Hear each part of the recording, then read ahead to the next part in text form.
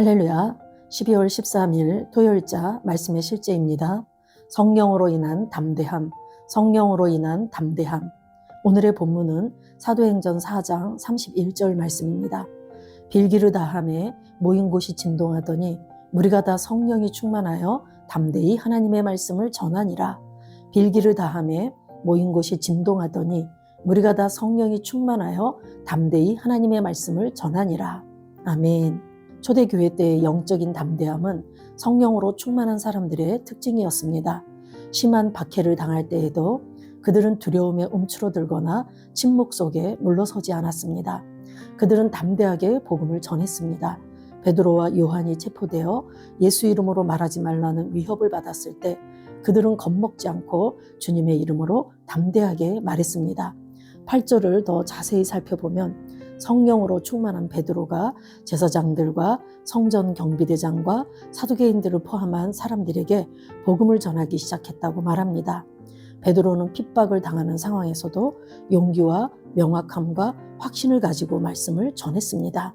그 동일한 성령님이 당신 안에 거하시며 당신을 담대하고 효과적인 복음의 사역자로 만드셨습니다. 우리가 무슨 일이든지 우리에게서 난 것 같이 스스로 만족할 것이 아니니 우리의 만족은 오직 하나님으로부터 나느니라. 그가 또한 우리를 새 언약의 일꾼 되기에 만족하게 하셨으니 율법 조문으로 하지 아니하고 오직 영으로 함이니 율법 조문은 죽이는 것이요 영은 살리는 것이니라. 아멘. 초대교회 시대 때 예수님의 제자들은 예수님이 십자가에 달리셨을 때 그들은 모두가 도망하였고 흩어졌습니다. 그리고 예수님이 부활하시기 전에 그들은 각자의 생업을 위해서 돌아갔던 자들이죠. 그런데 예수님께서 부활하시고 또한 그들에게 이 성에 머물러 기도하라고 했을 때 그들이 정말 기도했고 오순절날 성령이 임했을 때 그들은 성령 충만함을 받게 되었습니다. 그럴 때 베드로는 담대히 나아가서 복음을 전했고 그들이 못 박아 죽인 예수가 바로 우리가 기다려온 메시아, 그분이 바로 그리스도라고 그분의 십자가와 부활을 전하고 그리고 3,000명, 5,000명이 회개하는 역사를 일으켰습니다. 그러는 중에 그들은 감옥에 갇히기도 하고 고난과 핍박을 받았지만 체포되고 위협을 당하고 고난받고 했지만 그 와중에 그들은 담대하게 복음을 전했다라고 이렇게 말하고 있습니다. 그 원동력이 바로 그들이 빌기를 다함에 모인 곳이 진동하더니 무리가 다 성령이 충만하여 담대히 하나님의 말씀을 전했다라고 사도행전 4장 31절 오늘 본문에 이렇게 말하고 있습니다. 그들이 그런 고난과 핍박과 위협 가운데서도 담대히 하나님의 말씀을 전한 것은 그들이 성령으로 충만했을 때였습니다. 성령으로 인한 담대함으로 그들이 복음을 전했다라고 말합니다. 예수님의 제자들은 성령 충만을 받기 전에는 일반 범인과 다를 바가 없었습니다. 예수님이 3년 동안 그들에게 말씀을 나눠주고 하늘나라 비밀을 전했지만 그들이 그것을 온전히 믿고 받아들이지 못했습니다. 그렇지만 그들이 성령의 충만함을 받았을 때 그들은 정말 그것이 바로 예수께서 전해줬던 그 모든 말씀이 진리였다라는 걸 아는 확신을 갖게 되는 계기였고 또 그들이 성령으로 충만했을 때 세상 무서울 것이 없는 그러한 용기 있는 자들로 변화되게 되었다라는 얘기입니다.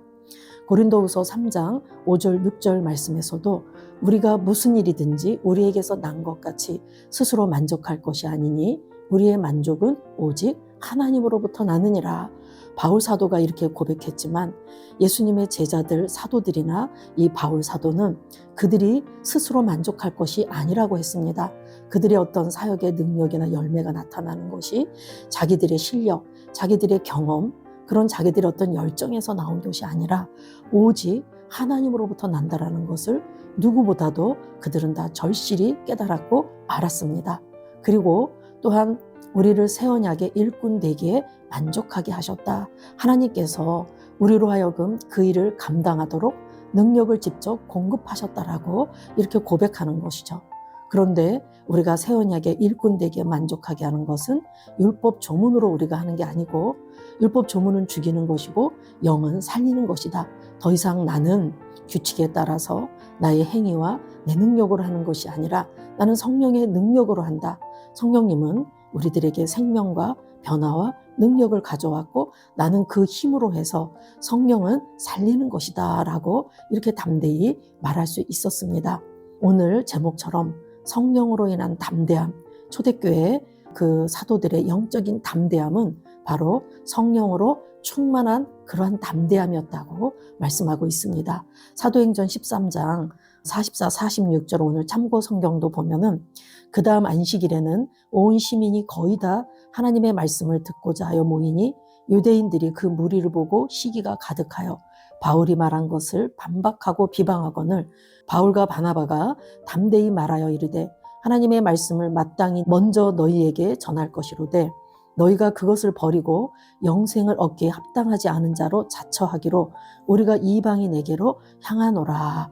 바울이 그 수리아 안디옥 지역에서 이렇게 선교사로 파송을 받아서 아시아 지역에 나아가 복음을 전할 때 이제 비시디아 안디옥 지역에 도달했고 그곳에 가서 복음을 전할 때 안식일에 유대인의 회당에 들어가서 바울이 어떻게 예수를 만나게 되었고 그분이 바로 그리스도이심을 변증하면서 담대하게 복음을 전했습니다. 그럴 때 회당에 모인 그 유대인들이 예수 그리스도를 못 박아 죽이는데 앞장섰던 자들임에도 불구하고 바울과 바나바가 담대하게 이렇게 말했을 때 그들이 정말 은혜를 받게 되었고 그래서 그 다음 안식일에 온 시민이 즉 도시 전체가 하나님의 말씀을 듣고자 모였다라는 얘기입니다.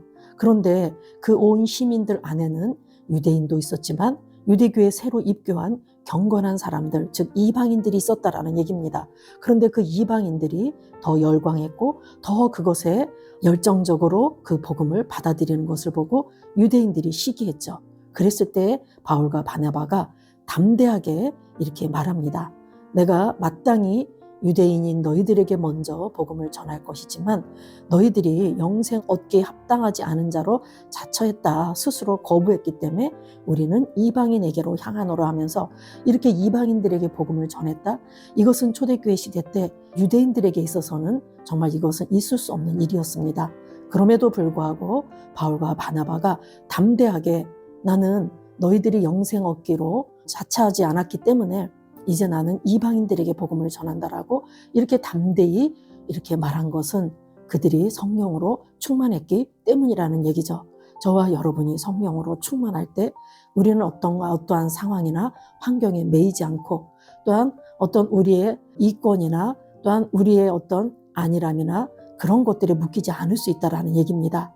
바울과 바나바는 복음을 받아들이지 않는 그들에게 오래 머무르면서 시간을 낭비하는 것이 아니라 이제 열매가 있는 곳으로 옮겨가겠다고 그렇게 성령의 인도를 온전히 받아서 담대히 이방인들에게 복음을 전했습니다.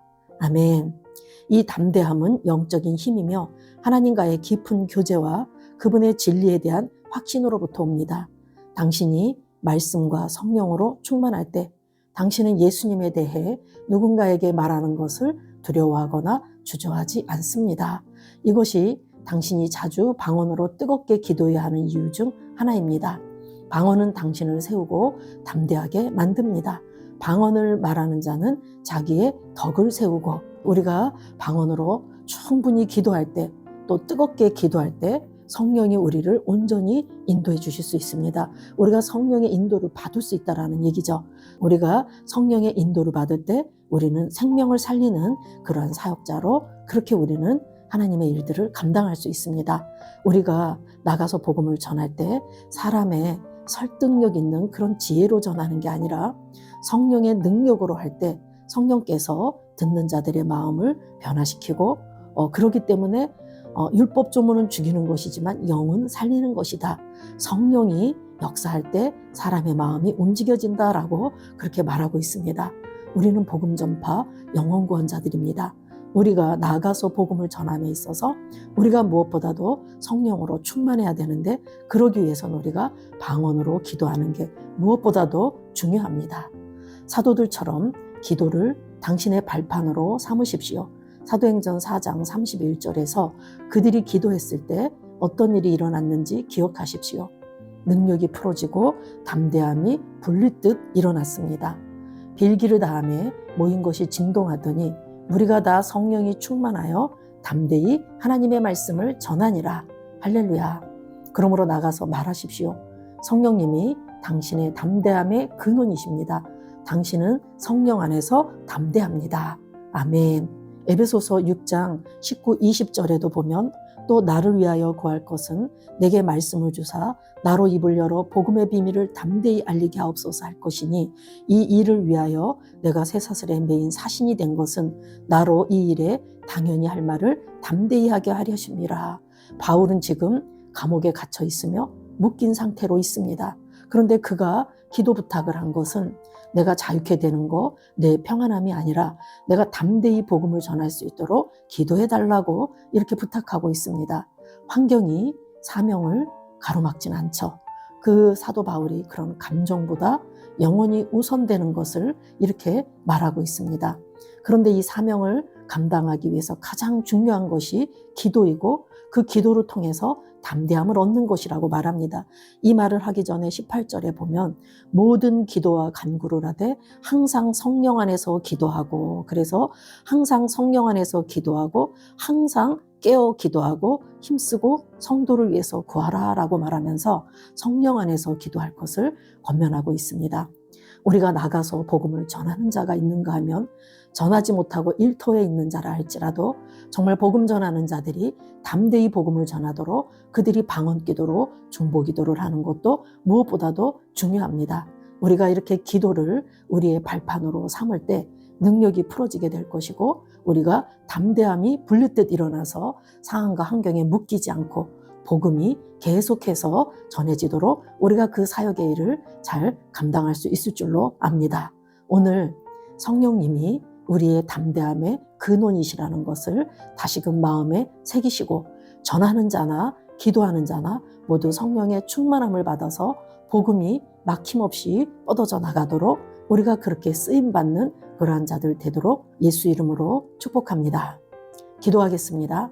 사랑하는 아버지, 나를 성령으로 충만케 하시니 감사합니다. 나는 오늘 담대함, 권세, 사랑으로 말씀을 말합니다. 나는 두려워하지 않고 흔들리지 않고 복음을 전하며 많은 사람을 왕국으로 인도하는 모든 기회 가운데 열매를 맺습니다. 예수 이름으로 기도합니다. 사랑하는 아버지, 나를 성령으로 충만케 하시니 감사합니다. 나는 오늘 담대함, 권세, 사랑으로 말씀을 말합니다. 나는 두려워하지 않고 흔들리지 않고 복음을 전하며 많은 사람을 왕국으로 인도하는 모든 기회 가운데 열매를 맺습니다. 예수 이름으로 기도합니다. 아멘.